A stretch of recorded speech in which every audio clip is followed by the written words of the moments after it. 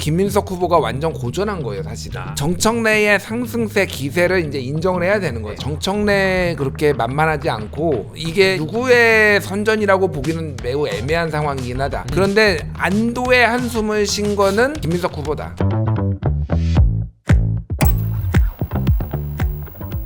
첫 번째 의제부터 바로 시작해 보겠습니다.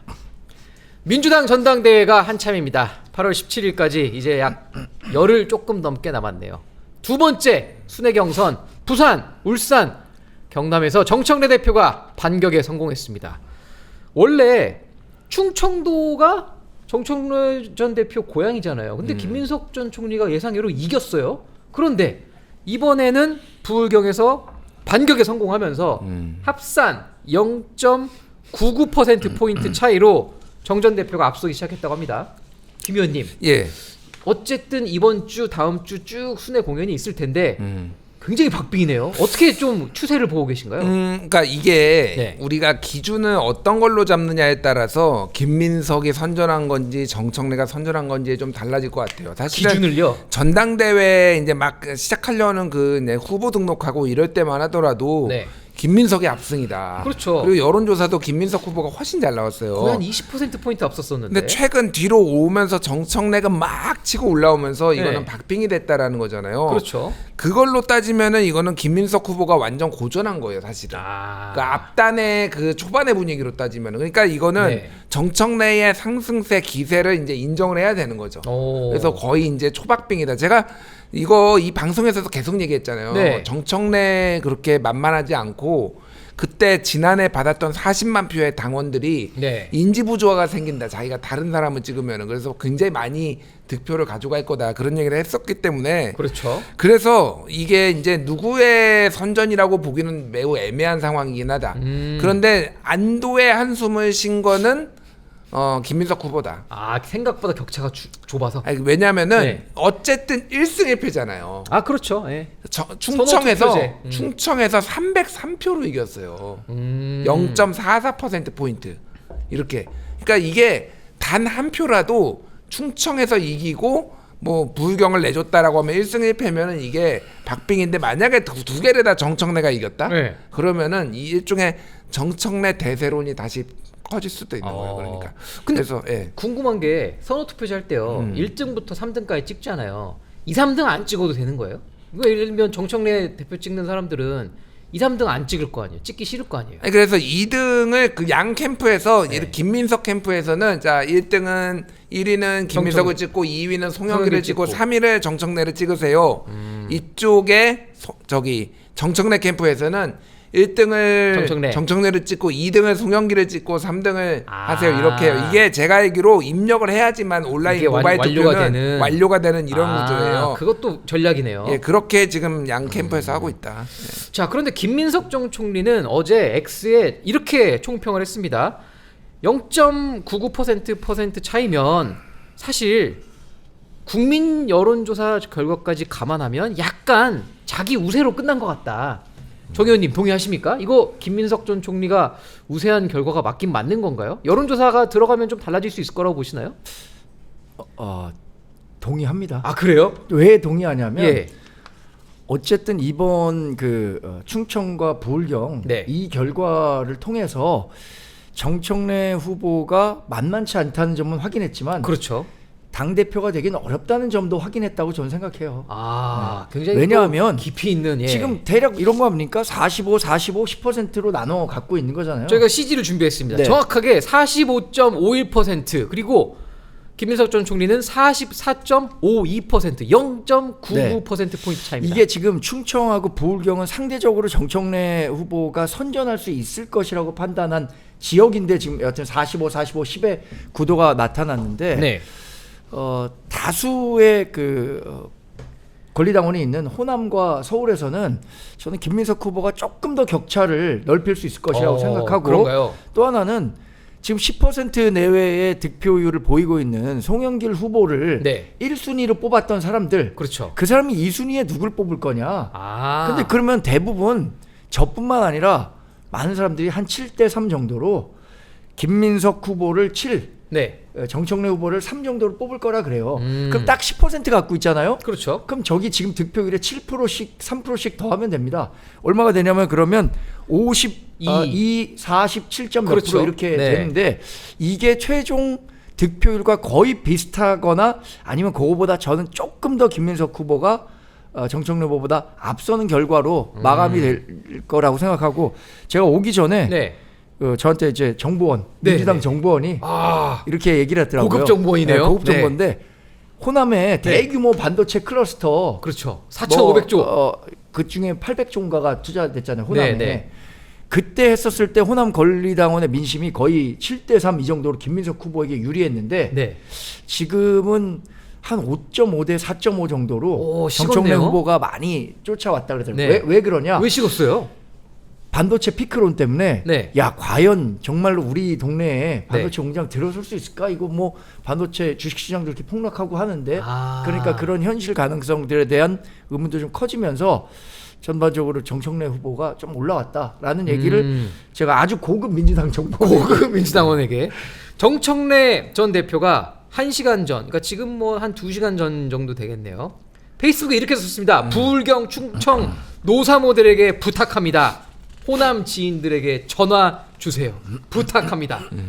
야, 저희도 맨날 부탁하잖아요. 구독, 좋아요, 알림 설정도 부탁하는데 정청래 전 대표도 굉장히 급하긴 급하나 보여요. 근데 제가 딱 꽂힌 단어가 두 가지예요. 예. 노사모, 호남. 이 키워드들 어떻게 해석해야 되나요? 그러니까 이제 순회 일정이 어떻게 되냐면은 네. 다음에는 인천 제주예요. 그게 언제죠? 이번 주 토요일인가요? 예, 이번 돌아오는 토요일에 네. 인천 제주 그 다음 날이 강원. TK, 강원도와 TK. TK. 예, 여기인데 당원 수가 많지가 않아요. 그러겠네요. 당원 수가 많지가 않습니다. 뭐 인천은 적지는 않지만 네. 어쨌든 그 다음 주에가 호남. 호남. 그 다음에 경기 서울. 경기 서울. 그러니까 호남이 한 35% 정도 되고요. 전체 당원에. 엄청 많네요. 그리고 그러니까 서울, 경기, 인천까지 합쳐서 40%가 돼요. 근데 오. 인천은 따로 하기는 하지만 그렇죠. 어쨌든 네. 그러면은 이때 마지막 주에 다음 주 토요일에 네. 한 70% 가까이 여기서 다 결정되는 거 사실상. 아, 이제 메인 이게 게임이 남았군요. 충청하고 부울경이 합쳐서 17%예요. 대략적으로 이제 뭐 충청이 한 10%, 네. 부울경이 한 7% 뭐 이 정도 된다고 보면 돼요. 10%. 그렇죠. 그 정도니까 메인 게임은 거기에 남아 있다. 그러니까 지금 밭을 다져놔야 된다라는 거고 지금 호남은 남북 전쟁이에요. 남북 전쟁이요. 예, 예. 그게 그러니까 뭔가요?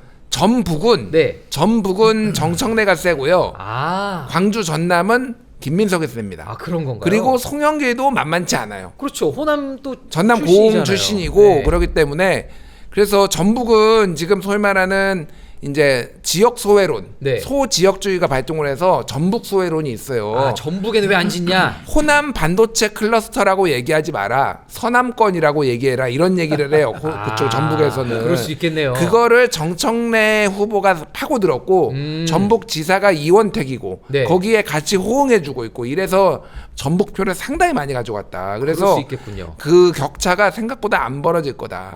예. 자, 그래서 저희가 지금 중요한 게 어쨌든 민주당 지지층이 어떻게 민심이 작용하고 있는지 살펴보기 위해서 MBS 여론조사를 한번 준비해봤습니다.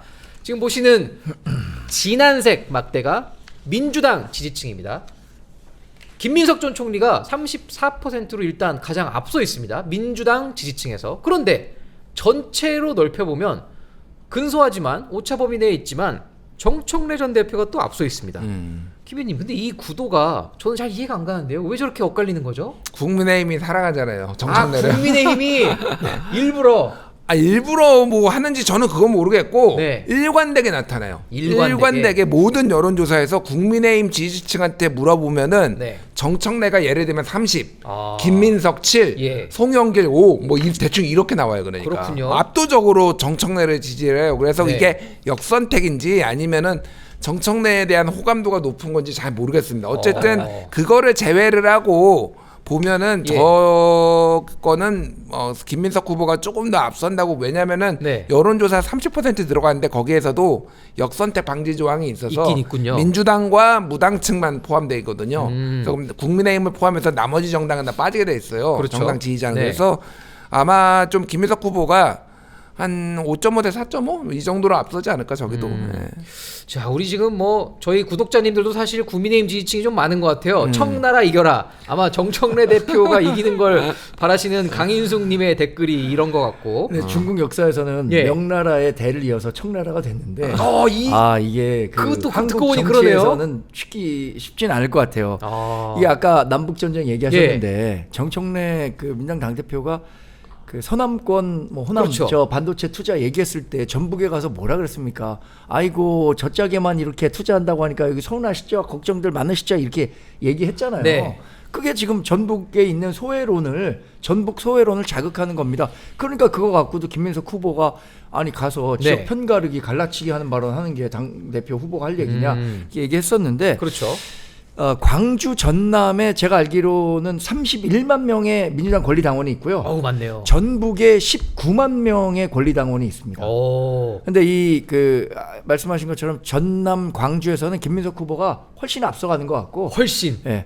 전북에서는 적어도 정청래 후보가 네. 선전할 거다 이런 생각이 들어요.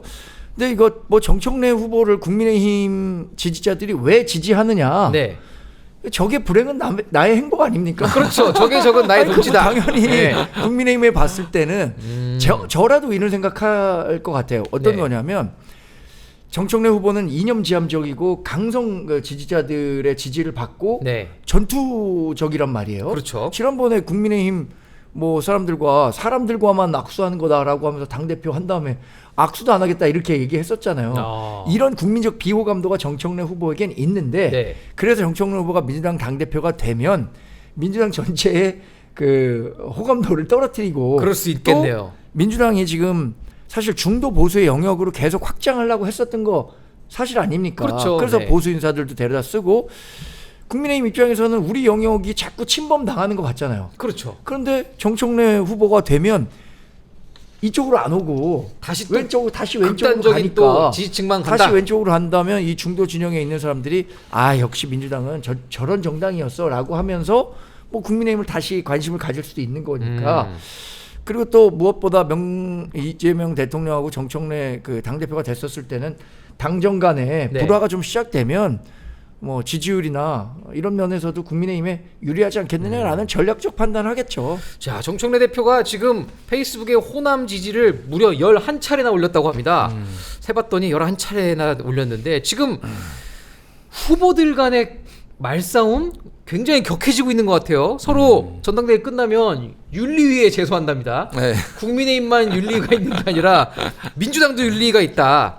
아마 그런 심산으로 지금 서로 뭐 쫓아내겠다는 건지 대표적인 뭐 그런 단어들이 생각나는 게 뭐 신천지를 프레임으로 공격한 거에 대한 그 윤리위 제소 이런 얘기들이 있었고 정청래 전 대표 쪽에선 그리고 또 송영길 전 대표도 난데없이 이핵관 얘기를 꺼내면서 정청래 전 대표가 탈당 그때 권유받았는데 뭐 안 한 거 아니냐 뭐 이런 얘기도 했어요. 이게 무슨 얘기예요? 이핵관 얘기는 네.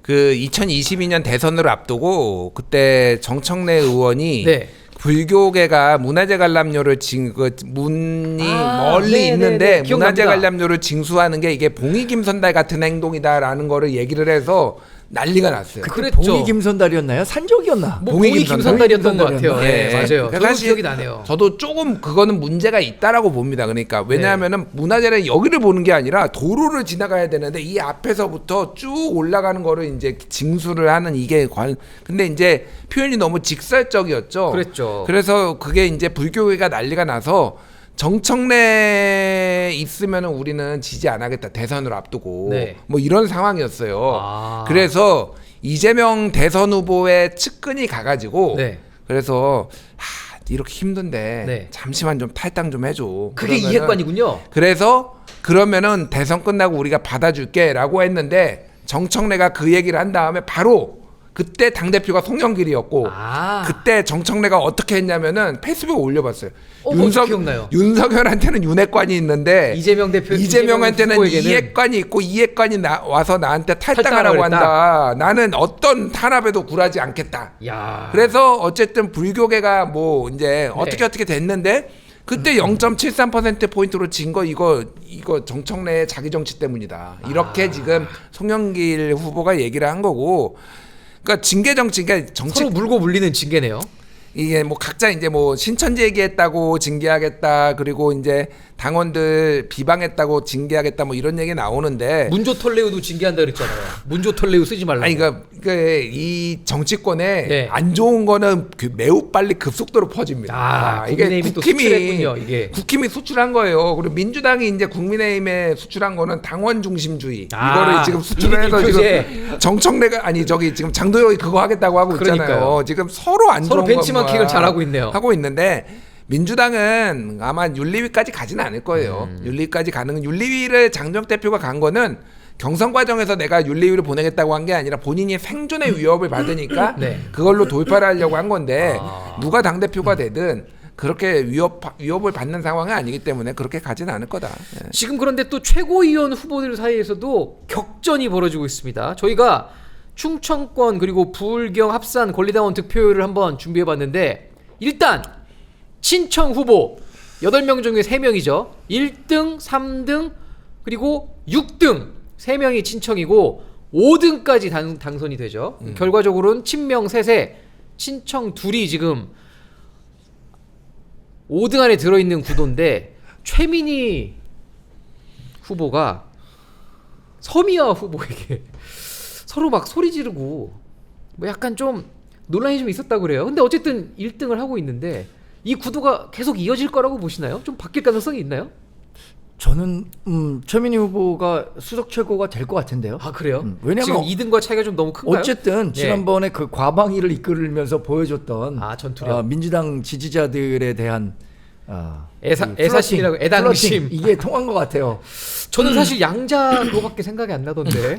그 양자 양자 역학 역학 공부하느라 딸 자기 결혼하는지도 딸 몰랐다. 뭐 결혼한지도 근데 몰랐다. 그럼에도 불구하고 네. 최민희 의원이 국민의힘 소속 의원들에 대했던 뭐 태도 이런 것들을 봤을 때 야 나는 최민희가 정말 국민의힘 저렇게 대하는 거 보면 짜릿짜릿하다 이렇게 느끼는 사람들이 있는 것 같아요. 근데 이거 관심은 이제 김용 후보가 5위 안에 들 거냐 이성윤 후보가 5위 안에 들 거냐 이거 아니겠습니까? 지금 다 원내 의원인데 그렇죠. 김용 후보만 원외 후보예요. 근데 김용 후보 같은 경우에는 이재명 대통령이 어쨌든 내 분신 같은 사람이다. 그렇죠. 네. 내 측근이라고 할 만한 사람은 뭐 김용밖에 없죠. 김용, 뭐 정진상 또 누구 두 사람이죠. 뭐 가장 대표적인 지금 사람. 저 대변인 하고 있는 네. 대변했다가 들어왔던 그래서 김현지 뭐 등등. 이 지금 그 친청 후보들이 네. 최민희 후보에 대한 지지를 조금 줄이고 이성윤 후보를 좀 더 찍자라는 쪽으로 전략적 투표를 할 가능성도 있죠. 그래서 최종적으로는 친청 후보가 3명 네. 가고 친명 후보가 2명 가는 가능성도 있다고 보는데 왜냐하면 예. 지금 전체 득표를 보면 범친명 후보가 51.5% 얻었고 네. 범친청 후보가 48.5%인가를 얻었어요. 네. 그러니까 지금도 5명으로 나뉘어서 표를 받아야 되는 쪽보다는 네. 거의 절반 대 절반이잖아요. 그렇죠. 3명 쪽으로 표를 분산해서 받아야 하는 친청계 후보들이 조금 유리한 거죠. 근데 저는 애초에는 한 6대4 정도로 이 네. 범친명과 범친청이 나뉠 거라고 생각했는데 생각보다 범친청 후보가 엄청 선전했어요. 그렇죠. 네, 그러니까 이거 48.5%를 3명이 나눠 갖는다. 네. 전략적 투표만 잘하면 이성윤 후보가 김용 후보를 제칠 가능성도 저는 있다고 생각합니다. 야 마침 저희 구독자분 중에 한 분이 SHS0312분이 이런 질문을 김준일 위원께 사실 했어요. 근데 지금 답을 정광재 의원이 해주셨는데 친청 최고위원 3명에 대한 전략적 분산 투표가 가능하다고 보시나요? 그러니까 수석 최고를 포기하고 최민희 의원이 자기 표를 5, 6위권 후보에게 이렇게 보낼 수 있도록 할 수 있는지 이걸 궁금해하셨는데 김 의원님 생각은 어떠신가요? 일단 최민희 의원이 자발적으로 네. 내 표를 나를 찍지 말고 모르테면은 뭐 이성윤 후보 찍어라. 이성윤과 한민수를 찍어라 이렇게 할 수는 없을 거예요. 그분은 욕심이 많으신 분이라서 그득한 분이라서 절대 그럴 리는 없다. 예. 이게 그러니까 최대 관전 포예요. 제가 보기에는 당 대표가 누가 되느냐도 관전 포인트지만은 네. 뭐 우리 정광재 의원님이 되게 정확하게 설명해 주시는데 지금 48.4가 정확하게 나왔어요. 이 세 명의 친청계를 합치면은. 셋을 합치면요. 그런데 정청래 후보가 받은 표보다 더 나왔어요. 그러네요. 예, 아까 44% 나왔죠. 44점 몇이었거든요. 6인가 44.6인가 뭐 그 정도 나왔잖아요. 45.51. 45등이니까. 네. 왜냐면 여긴 송영길 후보의 10%가 나눠 갖게 되니까. 그러니까 이게 그러니까 여러 가지 이제 함의가 있는 거예요. 그러네요. 사실 그래서 이게 필요하면은 둘둘이 들어가는 거는 제가 보기엔 거의 확실하다. 네. 그리고 마지막에 한 명. 이 한 명이 누구냐. 그래서 김용과 저기에 이성윤의 싸움이다. 이렇게 봐야 되는데 다만 김용 후보가 좀 유리해지는 게 하나가 있는 게 뭐가 있나요? 경기도로 올라오면은 예. 김용의 영향력이 굉장히 셉니다. 그러겠네요. 예, 원래 예. 경기도 출신이잖아요. 경기도 출신이기도 하고 이번에 지방선거 때 후원회장을 경기도에 출마하는 사람만 한 10몇 명을 해줬어요. 그런가요? 예. 그러니까 후원회장을 맡아달라고 해가지고 어. 김용 전 민주연구원 부원장이 그래서 이쪽이 홈그라운드라서 그래서 그동안 이 친청계가 어떻게 했냐면은 생일별로 나눠서 했거든요. 그렇죠. 그 뭐 제가 그때 이거 뭐야 했던 그 생일별. 그거는 예비 경선 때 3명을 다 올리기 위해서 1월부터 4월, 5월부터 8월, 9월부터 12월에서 짝짓기를 뭐 한민수, 이성윤, 최민희, 한민수 이런 식으로 맞아요. 했는데 네. 본선에 올라가서는 최민희를 하나 찍고 그 다음에 최민희, 이성윤, 최민희, 한민수 이렇게 찍으라고 지침이 내려왔어요. 예. 무조건 최민희를 최고위원으로 만들겠다라는 의지가 들어간 건데 전략 수정이 최민희의 의지하고는 상관없이 다 지지자들이 야 김용 떨어뜨리고 이성윤 붙여야 되라고 해가지고 또 다른 전략들이 이제 나올 수가 있는 거죠. 그럴 수 있겠네요. 그러니까 생애 투표, 홀짝 투표가 나왔는데 또 다른 투표가 이제 나올 가능성을 배제할 수 없고 어쨌든 뭐가 됐든 최민희 1위라는 걸 보면 제가 박선원 의원이 뭐 민주당 일부에서 1위 할 거라고 해서 나는 최민희가 1위 할 거라고 계속 얘기했거든요. 네. 지금 뭐 현실화되고 있네요. 쉽게 얘기하면 호남을 봐야죠. 그래도 호남. 빠와 까를 미치게 하는 능력은 최민희만한 사람이 없다. 빠와 까를 예, 그럼요. 이게 좋아하든 안 좋아하든 악명 이게 결국은 인지도예요. 이 노토리어스, 싸움이. 국민의힘도 마찬가지예요. 인지도가 진짜 중요하거든요. 그렇죠. 이게 왜 당원들이 다 정치 고관여층 같죠? 그렇지 않아요. 생각보다. 그래서 최민희의 인지도를 지금 따라오는 사람이 없다 여기에. 사실 저도 고백하는데 제가 이제 민주당 출입을 길게 안 했다 보니까 저도 사실 박선원 의원 얼굴이 잘 기억이 안 나요. 사진을 봐야지 알 것 같아. 그 정도로 저 같은 정치 고관여층이라고 하는 사람도 잘 모르는데 당원들도 어떻게 생각할지 사실 알 수 없겠네요. 일단 저희 SH0312분께는 저희가 질문을 채택해서 말미에 꼭 커피 쿠폰 드리도록 하겠습니다. 달래강님이 또 이런 질문을 하셨는데 이건 제가 답해 드릴게요. 김용은 현재 보석 상태 아닌가요? 예, 맞습니다. 보석 중이십니다. 1, 2심 징역 5년 나왔는데 아직 대법원 판결이 안 그래서 나와서 지금 예. 국민의힘 지지자들 입장에서는 정청래 당대표가 되는 것이 좋다. 네. 그리고 최고위원회도 친청계가 3명이 들어가는 것이 좋다라고 생각한다면 네. 김용 후보를 막 공격해야 되잖아요. 아니 어떻게 민주당은 2심까지 유죄받고 지금 보석 그러니까요. 나와서 대법원 대법원 판결 판결에 따라서 나오면 언제든지 그 감옥에 갈 수 있는 사람을 최고위원으로 뽑을 겁니까? 이렇게 비판을 해야 되는데 이렇게 비판하면 안 된다는 거야. 국민의힘에서 비판하면은 야 그러면 안 된다. 가만히 있어라. 김용 찍는다 그러면. 가만히 있어라.